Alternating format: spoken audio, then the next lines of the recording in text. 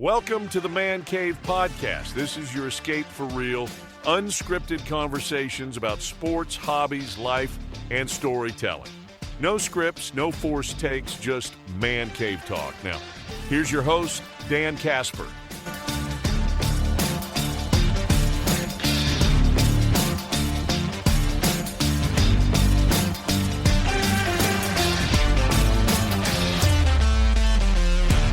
What's up, everybody? Welcome to a brand new episode of the Man Cave Podcast. I am your host, Dan Casper, as always, and it is the NFL Draft episode of the podcast. So, if you are a regular listener, you know me and Brandon did our Packers and Vikings one live mock draft and such, which is a lot of fun.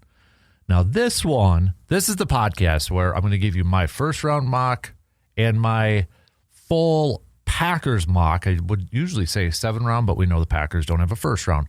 But I'm adding a new element this year. It's something that I want to add into the regular season too when we get there. But I am adding thoughts, analysis, predictions from the rest of the NFC North Division. So I have asked 3 fans, 1 Vikings fan, 1 Chicago Bears fan, 1 Detroit Lions fan, to give me their predictions, their thoughts on what their team should do in this NFL draft. So we've got, of course, my guy Brandon, who's going to be doing the Vikings. Tom from across the pond over there, literally across the pond, but he is our Lions fan, so he has given us his Detroit Lions complete mock draft. And Hetch, our Chicago Bears fan, has given me a name that he wants to see the Bears get in the first round, along with some other positions that they need to address. Now, for example, you're going to hear from Tom. Tom sent us his, so we're going to hear from Tom. I'm going to read Hetch's report. So you'll have a little bit of a mixture in between the two, but we're going to get Hetch on here. Trust me, believe me. We are going to, anybody who knows Hetch, we are going to get him on this pod to share his input. So, and then I'm going to do the Packers one. So, but to begin this episode of the podcast, we're going to kick it off with my complete first round mock draft. Okay. I only do 1. Anybody who knows me throughout the years knows I do 1, just like my NCAA brackets. I do 1 mock draft of integrity, 1 version. That is it. So without further ado, and I don't mock trades. I did 1 year. I don't like it, but here we are. Without further ado, let's just jump into it, okay? With the first pick of the 2026 NFL Draft, the Las Vegas Raiders select, surprise, surprise, Fernando Mendoza, the quarterback from Indiana. So, woohoo, right? No big surprise. Number 2, there could be a little bit of a surprise here. Now, it could be Reese, the edge rusher from Ohio State. There's some talk it could be Bailey, the edge rusher from Texas Tech. So if you look at a lot of mocks, you might see a little bit of both, or you might see one, you might see the other. I'm going to take a little bit of a gamble here. All right, I'm going to take a little gamble here, and I am going to go with David Bailey, edge rusher from Texas Tech. Okay, Aaron Glenn, they need to rebuild that defense. They got to get some playmakers. They need playmakers all across the board. Let's not kid ourselves. Okay, so I'm going to go with Bailey here for the pick. And then I know so the Cardinals are up next, okay? And I know there has been a ton of talk about the Cardinals maybe selecting Jeremiah Love, the running back. And maybe they do.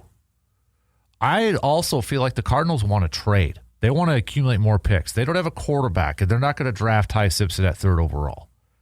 So they need to build. And I think they are open for business. I think they threw that out there as, hey, we're going to draft Jeremiah Love. So if you want Jeremiah Love, you better trade with us to move back. We have no problem drafting him, but hey, you want him, we're open for business. I think that's what we're hearing. And I'm going to call him bluff. I think they get Reese from the edge rusher from Ohio State with the 3rd pick, which means that Jeremiah Love falls to the Tennessee Titans. Cam Ward gets his running back in the backfield. You get Brian Daboll He gets Jeremiah Love. He had Saquon Barkley with the Giants for a hot minute. So Jeremiah Love going to the Tennessee Titans, and Titans fans and the Titans peeps are ecstatic. The Giants now are on the clock with the 5th overall pick. They got 2 top 10 picks now with Dexter Lawrence being traded to the Cleveland Browns. So where do they go with this one? Do they add another wide receiver here? That's a lot of talk with Malik Neighbors, Jackson Darts. They could go that way. I'm going to go defense. Harbaugh, though, coming from Baltimore, right? Defense, linebackers. Sonny Styles, linebacker from Ohio State, is the pick. That's where I'm going with this one. Number 6, the Cleveland Browns. Cleveland Browns. So the Cleveland Browns are up at first of 2 picks. They got some needs here, too. They could go a bunch of different routes. I think you got to build up front. You know, they got it off it. They got a new head coach, Todd Monken, coming over from the Baltimore Ravens.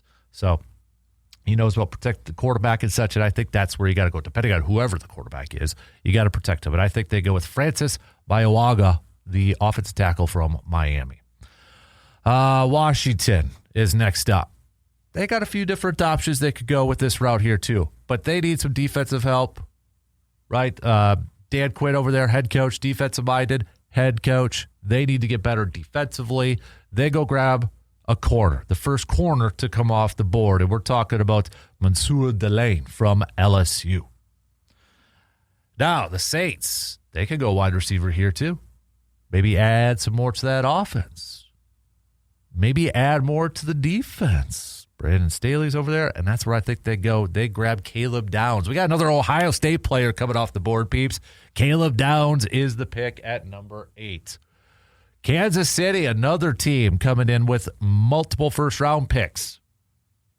Do they go and add some protection for Patrick Mahomes? They could. They probably should, but they also need some help on the defensive side here too. So I am going to go with Reuben Bain Jr., the edge rusher from Miami. The Giants are back up on the clock with the 10th overall pick that they got from the Cincinnati Bengals. Where do they go? This is a name that's rising up on the boards, and I think they do add another wide receiver. And for this one, I'm going to go with the guy that's rising up on the boards, Jordan Tyson. Jordan Tyson, wide receiver out of Arizona State, going to the Giants. So now Jackson Dart has got Malik Neighbors and another first-round wide receiver to throw to with Tyson. Number 11, the Miami Dolphins were probably hoping that Jordan Tyson was going to fall to them because they don't have like hardly any wide receivers left after releasing Tyreek Hill and Jalen Waddle and such, but they need help all across the board. Jeff Hafley, new head coach. He is a defensive-minded coach. They go with Keldrick Falk, the edge rusher from Auburn. Miami will be back up on the clock a little bit later on here too. The Dallas Cowboys, a team that has been rumored to potentially be moving on up and trading on up, maybe packaging a couple of their picks and moving up into the maybe around where Cleveland's at and such. But they need some help on the defensive side here too. They got a new defensive coordinator coming in, Christian Parker from the Philadelphia Eagles. He's a secondary coach, defensive back coach by trade. I think that's where they go with their first-round pick, Jermon McCoy, corner from Tennessee. Rams are up next at number 13, and this is a name that's been attached to them quite a bit here too, and you're probably thinking they don't need a wide receiver. They got Devontae, right? They got Puka. It's Sean McVay, though, in this offense, right? They love their offensive weapons, and I think they go with Mekhi Lemon, wide receiver from USC. Baltimore now is on the clock. Where do they go? They got a new head coach. Do they go defense with a defensive-minded head coach, Jesse Minter, coming over here? I think they got to build up front. Spencer Fano, the offensive tackle from Utah, is the pick. Number 15, we've got the Tampa Bay Buccaneers. Where do they go? They missed the postseason last year. You got Todd Bowles coming back as head coach. He's a defensive-minded head coach. I think they go edge rusher Akeem Mesidor from Miami. Jets are back on the clock. Where do they? They got a lot of needs. So they got an edge rusher with the second overall pick. I think they go offense on this side. And they're going to go with a wide receiver. Carnell Tate, another wide receiver coming from Ohio State. So Carnell Tate is your wide receiver going to the Jets at number 16. Number 17, we've got the Detroit Lions. They lost some offensive line help, and I think that's where they address it here. Monroe Freeling, the offensive tackle from Georgia, is the pick for the Detroit Lions at number 17. 18, the Minnesota Vikings. I think they need some safety help. Well, Caleb Downs, he was already picked. Next up on the board, Dylan Thieneman from Oregon is the pick at number 18. Now, the Panthers are interested here. They could go a little defense here. Bryce Young took a step. Offense, Ted McMillan, wide receiver, rookie wide receiver last year, was awesome. Got an offensive-minded head coach. And I think they continue to give Bryce Young some more offensive weapons. Kenyon Sadiq, the tight end from Oregon. Back-to-back Oregon picks going into the draft, but Kenyon is the pick at number 19. Number 20, Cowboys are back up on the clock, and they double down on defense. They go edge. Zion Young from Missouri, pairing it up with Rashawn Gary over there. All right, so you've got the Pittsburgh Steelers now. We don't know if Aaron Rodgers is going to play or not. I think he still does, but they need some help protecting whoever is playing quarterback. Interior help. Venge Ioane from Penn State looking in-state for some help to boost up that interior line. That's the pick for the Pittsburgh Steelers at number 21. Chargers are probably hoping he was going to fall because the Chargers need some interior help as well. So they got Rashawn Slater at the tackle and such, but Caden Proctor, they're going to bring in the tackle from Alabama, maybe play him inside or shuffle around the offensive line. They need some more protection for Justin Herbert over there, but Caden Proctor's the pick at 22. We got another tackle coming off the board. We're going to Utah, and Caleb Lemieux going over to the Philadelphia Eagles. Number 24, the Browns. So they got offensive tackle with their 6th pick. They go wide receiver for this one. Again, for whoever's played quarterback for them, Omar Cooper Jr. 25, Bears. Seems like they really want to boost up that defense and such, and I think they boost the interior. I'm going to go with Caden McDonald, the defensive tackle from Ohio State. Buffalo Bills also want to boost up that defense. You've got new defensive coordinator Jimmy Leonard coming over. He's coming from the Broncos, where they had a pass rush with Nick Bonito and such over there. So that's where Buffalo gives him his new pass rusher to work with from Clemson, T.J. Parker. Next up, we have the San Francisco 49ers, and I think they go wide receiver with this pick, and I'm going to go with Casey Concepcion from Texas A&M. Next up is the Houston Texans coming in at number 28. Now, they could go defensive tackle, and a lot of people think they could go defensive tackle with this pick, but I think, after making a lot of moves with the offensive line, they need some stability, some long-term stuff with long-term fixture with the offensive line, and I think they go with stay within state at Texas A&M, Chase Besantis. All right, next up, we're wrapping up this first-round draft, flying on through. We've got the Kansas City Chiefs up here, and I think they go defense again. I know some Chiefs fans are going to want some protection for Patrick Mahomes on that offensive line, but they need a corner. Avion Terrell from Clemson is going to be the pick at number 29. Dolphins are up with their second first-round pick, and this is where they get their wide receiver, Denzel Boston, wide receiver from Washington. Patriots are up at 31, and I think they go defense again with Mike Vrabel being a former linebacker himself. I think they grab the first inside linebacker of the draft. That's C.J. Allen. And then the Super Bowl champs, the Seattle Seahawks. Where do they go? I think they continue to add to defense. Mike McDonald and his group over there, just that fast-flowing defense, fast defense, physical defense. They get an edge rusher, Cassius Howell. So that is my one and only first-round mock draft. Let's hear, since I am reading his, we'll go from our Bears fan, Hetch. All right, we're calling him Hetch. This is what he wants to see from the Chicago Bears. All right? From a Chicago Bears perspective, this draft feels pretty straightforward. It's about protecting the future on offense while fixing a defense that maybe overachieved in some areas but had glaring weaknesses. The dream scenario starts on the defensive line with T.J. Parker out of Clemson. Parker fits exactly what this defense needs: youth, explosiveness, and the ability to consistently generate pressure without relying on blitz packages. The Bears need a true disruptor up front, not just rotational depth. Adding a player like Parker gives them someone they can build around for years. If Parker isn't available, the pivot becomes just as important. Invest in one of the top centers in the draft to grow alongside Caleb Williams. The logic here is simple. If Caleb is the guy, you protect him at all costs. A high-level center doesn't just anchor the offensive line physically, but mentally too, helping with protections, communication, and overall stability. That's how you accelerate a young quarterback's development. Still, the defense remains the bigger concern overall.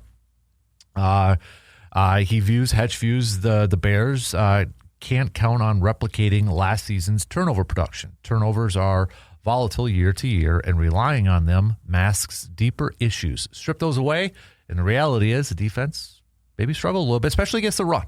That's where the biggest red flag comes in, the inability to stop the run. Week after week, teams were able to control the tempo, extend drives, and wear down the defense. Until that's fixed, doesn't matter how many splash plays you generate, the unit won't be consistent. That's why adding talent across the defensive line isn't just a want, it's a necessity. Safety is another position that can't be ignored, whether it's depth or true center or true starter.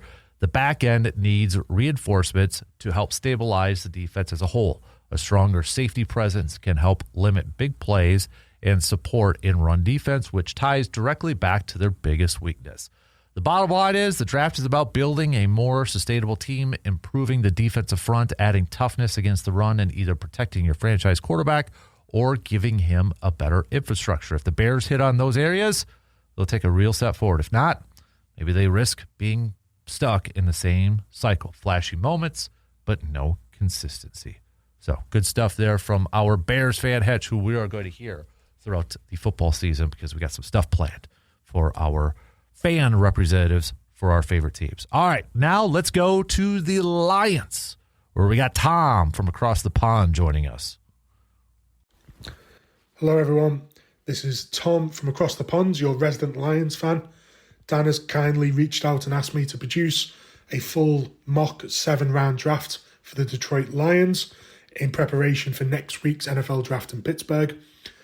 Now, I will start this by saying a few of these picks I believe will not be available for the Lions, as I talk about during the picks, but this is more of a idealistic world scenario, whilst still being somewhat realistic. So, round 1, pick 17, our first pick on Thursday, would be Monroe Freeling, tackle from Georgia. For me, in my rankings, he's the best tackle in the draft. I think he can play both at left tackle and right tackle. And having heard what Dan Campbell has said at the coaches' meetings these last couple of weeks, I believe this is the season we see the transition of Penei Sewell going from right tackle to left tackle. I'd feel much more comfortable him starting at left tackle over a rookie. So for me, having someone who can play both, Monroe Freeling would be an ideal selection here for the Detroit Lions. I think he's gone by pick 17. I think him, Spencer Farno and Vega Ione out of Penn State, my top 3 offensive linemen, are all gone at this selection. I think there's teams ahead of us who have a bigger need at offensive line, and there are also teams behind us with better draft capital available to them so that they could jump ahead of us and select one of these guys if needed. So I don't believe he is available. I believe the Lions will make a reach on someone of a Caden Proctor at Alabama, or if they go edge, maybe Akeem Mesidor out of Miami would make more sense. But for me, if Monroe Freeling is there available, or you have the opportunity to trade up, maybe with Cincinnati at 10 or Miami at 11, and sacrifice one of your, 4th round picks or 5th round picks and maybe a future pick for next year, you go and do that. Monroe Freeling is, for me, the ideal offensive lineman to start on this Detroit Lions team next season. Round 2, pick 50. I believe if you go offensive line in round 1, you have to then go edge at round 2. Without a 3rd round pick, I do believe the depth at edge goes very quickly in 2nd and 3rd rounds. And at pick 118 in the 4th, the strength at depth will not be there. So for round 2, pick 50, I have gone Zion Young from Missouri. Now, all the mock drafts I see from the social media analysts and this, that, and the other for the Lions fans all have us going for Zion Young. For me, he probably will be the best edge available at pick 50, so I've jumped on the bandwagon as well. I think he's very good at winning off the bull rush from what I've seen on tape and from the games I've seen him live play. And he does have upside. I don't think he's the complete package, as some of the first rounders are, but I believe the likes of David Bailey will go in round 1 in the top 10. We won't have a chance at drafting them, so you go edge in round 2. Like I said, he's got upside. I think he can be developed into a very good starter opposite Hetch, and I do believe that is a major point of depth needed for this team. So going edge at round 2. Now, like I said, we don't have a third round pick, so it is a long wait to pick 118 to round 4, where I was going cornerback Hezekiah Massis out of California. Now, cornerback for me, I'm certain the Lions will always have a need for it. They just can't seem to find the right guys in the draft. So I'd rather get a good corner early than having to spend, your 5th and 6th rounders on corners and rinse and repeating the next year because they're not good enough to be starting. I do believe DJ Reed is clear cornerback 1 for the Lions, and they need a guy to rotate with Terrion Arnold, as I don't think he's the answer there long term. Now, Masters is 6'1", he's got that mid 4'4" speed. I think he'd give us some great depth of position where he could potentially become a starter early and really cement his place going forward for the next couple of years as a starter cornerback for the Lions. Now, round 4, pick 128, just 10 picks later. For me, you've got to keep building that offensive line. With Frank Ragnow retiring and Taylor Decker leaving in the offseason, you've got major roles to replace, major leaders on that line. I do believe we go offensive tackle in round 1, so offensive guard in round 4 would be a great selection. I have them going Jaden Roberts out of Alabama. I think he's a really good run blocker, which I think would be a great fit with the Lions. Obviously, we're trying to make our team run first with Gibbs. I think he's the best running back in the league. Maybe that's biased, but him, Bijan, Saquon are the top 3 in my eyes. And you've got to produce a good offensive line in order for that to happen. I don't think he starts right away. I think he needs to improve on his pass blocking from what I've seen. And he does seem to be a bit doughy for me. I think he needs to get into proper NFL offensive lineman shape, which will come with time. Having him as a rotation piece and an emergency guard with injuries behind the likes of Tate Ratledge, Colby Sorsdale, and even Juice Scruggs, who we brought in with the David Montgomery trade with the Texans, I think that would be a great addition for this Lions team. Now, round 4, pick 157, I have us going running back. I'd love Jonah Coleman in this spot, but all the mock drafts I've done with my teammates here in England, he's gone by then. So I have picked Nick Singleton, the running back out of Penn State. I think he could very easily become the new David Montgomery behind Gibbs, maybe even after a year of Pacheco, who we brought in free agency for 2 years.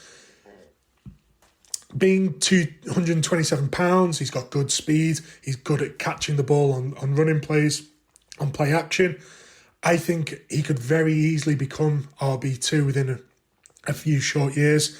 And even this first year after selecting him, he could be used as a short yardage battering ram, which I know David Montgomery was used quite a bit for when he first came, before he started sharing the load with Gibbs. I think he'd be a great addition to the running back room and could learn off Pacheco and Gibbs moving forward. Now, round 5, pick 181. I mentioned it before when I picked Masters out of California. I do think the secondary needs major help and major depth pieces. And especially with Kirby Joseph coming off an injury and Brian Branch being used as a slot hybrid, I have us going safety with Cole Wisniewski, out of Texas Tech. I think an extra piece on the secondary would definitely help. It would free Brian Branch to become more of a slot hybrid and not having to play safety more of the time if that's the avenue they wanted to go down. I don't think he'll be a starter long-term, Cole, but he would be a major help on defence and also on special teams. And, when you're looking at your 5th and 6th and 7th rounders, any of those guys who can help on multiple sides of the ball are great additions. So for me, Cole Wisniewski out of Texas Tech would be a great pick here at 181. Now, going into the 6th round, the Detroit Lions have 2 picks at 205 and 213. At 205, I'd love us to address the offensive side of the ball again, with going with John Michael Gillenborg, the tight end out of Wyoming. Now, again, I've seen a little bit of film on him, but from what I've seen, I really like having watched him on tape. He's really good as a pass catcher, and he's very decent at blocking and getting onto that second level on running plays. I think having him and Laporta as red zone options on the same play would be a problem for teams. And obviously bringing in Tyler Conklin from the Chargers, I think he could develop his run blocking with those additions and learning from some of the best veterans in the NFL that we've managed to bring in free agency. Round 6, pick 13, we go linebacker with Red Murdoch out of Buffalo. Another big area of need for us is linebacker. We have the All-Pro Jack Campbell in the middle, Derek Barnes, Malcolm Rodriguez having been brought back for a 1 year in free agency. I have them penciled in now as starters, but obviously Malcolm Rodriguez only being on that 1 year, they maybe don't see him as a future Detroit Lion. The tape I've seen on Red Murdoch, I really like him. I think if Dan Campbell sees the same kind of film that I've seen, I think he'll really fall in love with him. I think he plays with an attitude. He finished second in FBS football last year in tackles, and everyone that I have seen mock him to teams, they have said he is very much his comp is an Alex Anzalone. Obviously, he's been really great for us the last couple of years, being that leader with Jack Campbell in the middle of the field on defense.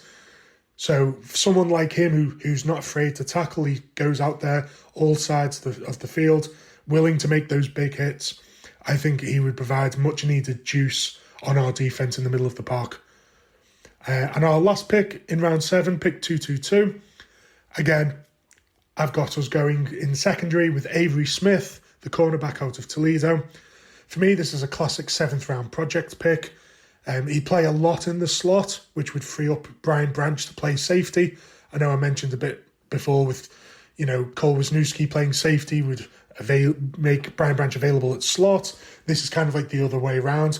If for those teams where Brian Branch would have to play safety, I think Avery Smith would provide more depth at corner. He's good upside for a 7th round pick from what I've seen. He's having played with Quinnon Mitchell and Emmanuel McNeil, who will probably go in the first round this year. He's a guy who's willing to make a lot of the opportunities he gets. He's not going to be that first starter on the pitch, but when he comes on, he'll make a name for himself. He's a guy who has got touchdowns on blocked field goals in special teams as well. So I'm sure he's one of those guys who's willing to help out on every side of the ball that you're going to play him at. And, I'd be more than happy in the 7th round if that's what I'm getting from a guy who's going to come on, do his best for a play or two, and can help on special teams as well. So that concludes my 7th round mock draft for the Detroit Lions. Hopefully it goes that way. Hopefully we'll see which kinds of picks I've hit on, which ones I've missed on. But yeah, as Dan has asked me to be the Lions correspondent this year, hopefully this will not be the only time you hear from me. I'll hopefully be able to make a few more recordings on those rivalry weeks where the Lions and Packers play each other, and maybe potentially have a recording coming to you live from Germany with the Lions international game in Munich. But until then, this has been Tom from across the pond with a 7-round mock draft. All right, big thanks to Tom from across the pond, our resident Lions fan, for recording his mock draft. We got to get him on the show live during the football season too. So he's got to know that time difference, see if it works out. But nonetheless, a huge thanks to Tom here. And we've got Brandon. So Vikings fans, we've got Brandon's mock draft now, and he emailed it to me, so I got to read it off, but he gave me a script. So what I'm about to read is all straight from Brandon. Here we go. He's even got an intro for you guys. The Minnesota Vikings enter this week's NFL draft in a position where the team isn't necessarily pigeonholed into one or two positions at the top of the draft, which is a double-edged sword because it could allow the team to take a wider view with its early selections, but it also means they have plenty of places that could be improved. The Vikings will likely look to get younger on the defensive end, especially in the secondary where safety and cornerback could be among their early selections. Despite having needs at those spots and the opportunity to take them with their first two picks, number 18 and 49, I think the team shouldn't view that as a necessity for both because of the depth at those positions as well as the potential opportunity to get impact players at higher positions of value like wide receiver and offensive tackle. With that in mind, here's what I think the Vikings will do across their 9 draft picks, no trades for this exercise. Pick 18, Dylan Thieneman, Oregon, safety Oregon, one of the most popular team-player combinations among mock drafts. This makes a lot of sense to add a dynamic player in the secondary with versatility for a Brian Flores defense. There's some discussion he could go before this, but safety seems to be one of those positions where highly thought of players can go a little later than they are mocked beforehand. Kyle Hamilton and Derwin James as examples. The positional value on a safety here may not be as high as a wide receiver or a tight end like Kenyon Sadiq, but it's a pick that makes sense and likely wouldn't get any pushback. Round 2, pick 49, Anthony Hill Jr., linebacker. From Texas. Linebacker may not be a position fans would expect the Vikings to go with early, but a player like Hill Jr. would fit what Flores likes out of the position as an athletic and explosive attacker who could see action behind Blake Cashman and Eric Wilson and could find himself in the lineup sooner than later, with Cashman being a free agent after the year and Wilson returning on a multi-year deal, but not being a certain starter. Hill was a top 30 visit for the Vikings. Round 3, pick 82, Sam Hecht, center for Kansas State. I think round 3 is probably the sweet spot for the Vikings to spend one of their 2 selections on a developmental center at a point where many should be going off the board. I went with Hecht here, but it could easily be a number of others. Jake Slaughter, Logan Jones, Connor Lew, Brian Parker II. Hecht is the biggest of the bunch, but with the team bringing in former Dolphins offensive coordinator Frank Smith as the team's assistant head coach, I could see a team moving to a more of a zone blocking setup, which would have smaller guys like Jones and Slaughter in play. Round 3, pick number 97, Emmett Johnson, running back from Nebraska. Another developmental pick in round 3 could be running back, where the team looks for some youth behind Aaron Jones and Jordan Mason. Johnson is more quick than fast, but step in and log some early carries and be set for a bigger role in 2027. A top 30 visit for Minnesota and a local product from the state. Round 5, pick 163, Jeff Caldwell, wide receiver from Cincinnati. A typical day 3 choice as the Vikings go with a big-bodied wide receiver who tested well at the combine. The 6'5", 216-pound receiver with near 33-inch arms ran a 4.3 140 with a 42-inch vertical after logging 32 catches for 478 yards and 6 scores last year with the Bearcats. A top 30 visit as well. Round 6, pick 196, TJ Hall, corner from Iowa. A physical, experienced defensive back who could make a difference right away on special teams and potentially be a rotational player. Now we are off to round 7. Pick 234, Carver Willis, offensive tackle from Washington. Vikings could go tackle earlier given Christian Darrisaw's health and Brian O'Neill entering the last year of his contract. But Willis is someone some analysts really like. It could be a developmental option. Round 7, pick 235, Max Bredesen, fullback, tight end, Michigan. A player capable of playing both fullback and tight end. Bredesen could earn a spot on the team after the retirement of C.J. Ham. And finally, the last pick, round 7, pick 244, Vinny Anthony, wide receiver, Wisconsin. A tough receiver fans in the state of Wisconsin know well. From his time with the Badgers, Anthony was a top 30 visit for the Vikings and could be a dart throw in the final round. I tried to go with what I thought the Vikings would do, not necessarily what I would do. Let me know if you need anything else. Thanks. There you go, Mr. Brandon Berg with his Vikings draft. So, all right, his pick, first round, matched my first pick for the first round mock. So, there you have it. Let's end this pod, though, with my Packers full mock draft. Again, they don't have a first round, and like Brandon, I did not mock any trades for this. So let's get right to it. Pick number 52 in round 2. They shore up the defensive line. I'm going with Lee Hunter, defensive tackle from Texas Tech, was a top 30 visit for the Packers. He is your prototypical nose tackle, two-gapping nose tackle. The Packers have to stop the run. They have to be better at stopping the run this year. Hargrave, Wyatt on the ends. You put in the massive Lee Hunter in the middle, and you have got a solid defensive front. This would be a home run pick. I would love this pick. Round 3, pick 84. Packers address the corner need. Malik Muhammad, corner from Texas. We're talking about that 6 foot, $182. He's got good coverage talent. He's a little slender. He probably wants to hit the weight room, get a little bit more muscle on him. He can play press or off.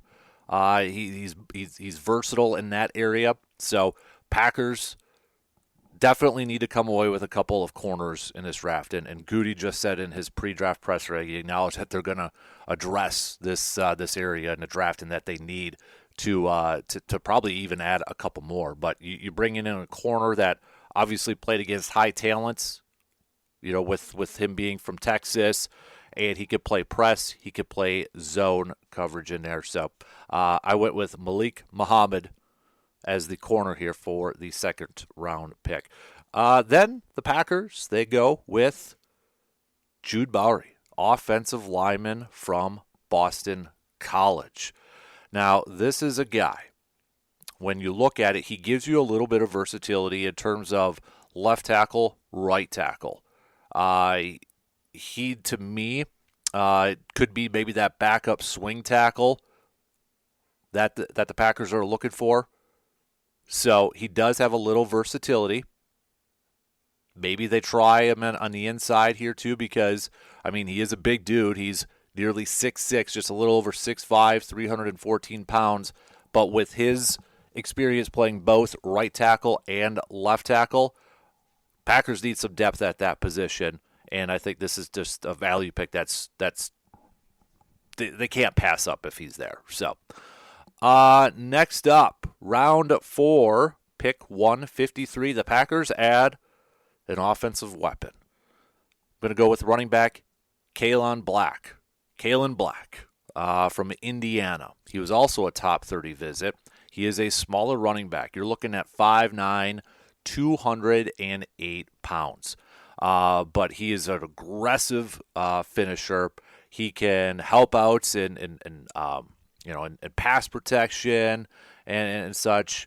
But he's kind of like that running back 3-4 type of player, and it works perfectly here for Green Bay because we know it's Josh Jacobs, we know it's Chris Brooks. Marshawn Lloyd, we can't really count on at this point.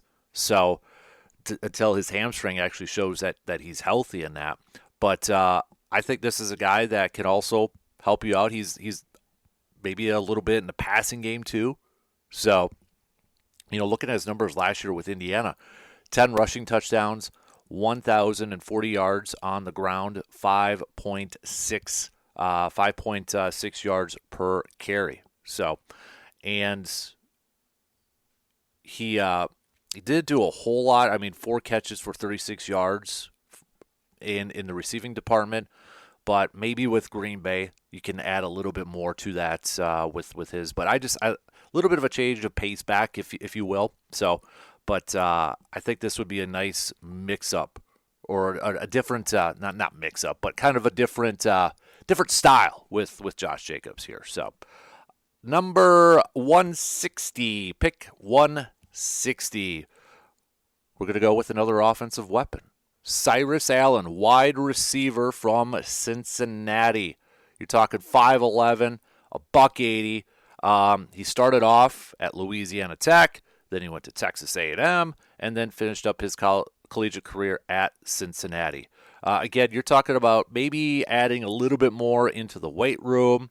They call him a slot target with field stretching speed and talent to work all three levels. It kind of gives me a little bit of like Greg Jennings vibes. Not saying he's, like a Greg Jennings, but that's kind of what watching a little bit of him and just kind of reading some of the scouting reports kind of reminded me of a little bit. So he's got great burst off the line of scrimmage, and I think with the loss of Dontavian Wicks, Dontavian Wicks was amazing at that, in step Cyrus that could help with that, and you can get off the line of scrimmage, but you also got to make, run crisp routes and get open and that sort of thing too. He's excellent top speed to separate on go routes and slot fades. I think he could provide a unique skill set to this offense. So Packers get their wide receiver with pick 160, Cyrus Allen. At 201, pick 201, the Packers double down with another corner, and it's another top 30 visit. We're going with Charles Demings, Stephen F. Austin State. You're talking a little over 6'1", $193. This is an athletic corner. He could play in variety of coverages. He's probably best suited with a press look coverage. But we know the Packers have to get depth, have to get better from the cornerback position. And with him, you could bring him in as for depth. He can also get you some special teams reps early on as a gunner. But this is a guy that you bring him in, it wouldn't surprise me if he's going to get playing time, maybe in year two or playing time right away. A little bit of a bigger corner. So Packers addressing their cornerback depth with their second round pick with Malik Muhammad, and now with Charles Demings here with pick number 201. The final two picks at number 236, the Packers addressing offensive line depth again. And it wouldn't be a draft if it wasn't for the Packers to go out there and get a versatile offensive lineman that could play practically every spot on the offensive line. And for this one, we go to Boston College, and that's Logan Taylor. Now, they list him as an interior offensive lineman, but when he started at his career at Virginia, 2022, he started all 10 games, 2 at left tackle, 8 at right tackle. 2023, started all 13 games at left tackle. 2024, played in 12 games, 11 starts, 10 at left guard, bowl game at left tackle. And in 2025, he started all 12 games, 8 at right guard, 3 at left tackle, 1 at right tackle. That fits the Packers, bringing in an offensive lineman that could play multiple positions. Team captain, a gritty player. This just screams as a prototypical Packer player. I would be ecstatic if the Packers are able to get him in the 7th round. And then finally, with the 7th round pick, the final pick in the 7th round, Packers get a tight end, DJ Rogers from TCU. Could be a little bit better in terms of the blocking department. Still is developing at that, but he's got he's savvy at that catch point. He has some controlled footwork. He's not a big-time playmaker, and really the Packers don't need a big-time playmaker when it comes to their tight ends, okay? They got Tucker Kraft, and he's good. But this is also a guy that has experience playing in the special teams. But the Packers need some depth at tight end because Lucas Musgrave is probably gone after this year. So, but I think, you bring him in, you get some depth, you get some special teams experience, you get him to contribute or to get him in the weight room here a little bit. And the other thing is, too, he practiced at the Senior Bowl. He showed off better movement talent at Senior Bowl. So we know the Packers, they like their guys at the Senior Bowl, and he's got a huge wingspan, 6'9". So two things you probably noticed. One, I did not get an edge rusher, and I did not draft a quarterback. I wouldn't be surprised if they bring in a quarterback. I wouldn't be surprised if they draft a quarterback in the 7th round. They got Desmond Ridder right now on the roster. I know it's not the greatest of options, but that's a guy who has experience in the NFL and starting games and such, so I think that's the route they go with at this point, unless they make another trade before the season starts, like they did with Malik Willis. And the other position I didn't have in my mock draft is edge rusher. Now, I know a lot of people think the Packers should go out there and get an edge rusher, which I can't argue against that, providing some depth and such. But I also look at the Packers re-signed Brenton Cox Jr., they brought back, or they drafted Baron Sorrell and Colin Oliver last year. They still have Lucas Van Ness. They brought back Aaron Mosby. Obviously, Micah Parsons is on here, but we could assume that maybe he's not going to start the season. So it wouldn't surprise me if the Packers don't go out there and draft an edge rusher and roll with like a Colin Oliver and a Baron Sorrell since they drafted them last year. But, if they go out there and get an edge rusher in this draft, hey, they're all about depth at that position too, as we have seen over the years. So that wouldn't surprise me, but I did not go that route with my mock draft. So there you have it. That's our NFC North mock draft and my complete first round mock draft. Hope you guys enjoyed it. As always, don't forget to follow and subscribe to the Man Cave Podcast wherever you listen to your podcast, like Apple and Spotify, or check us out on YouTube. Ring that bell, follow the YouTube page. That would be awesome. Or follow and subscribe to Apple and Spotify. 5-star rating, positive review. Enjoy the draft, and we're going to be talking about it, recapping, analyzing, and all that stuff on the next episode of the Man Cave Podcast. Talk to you then.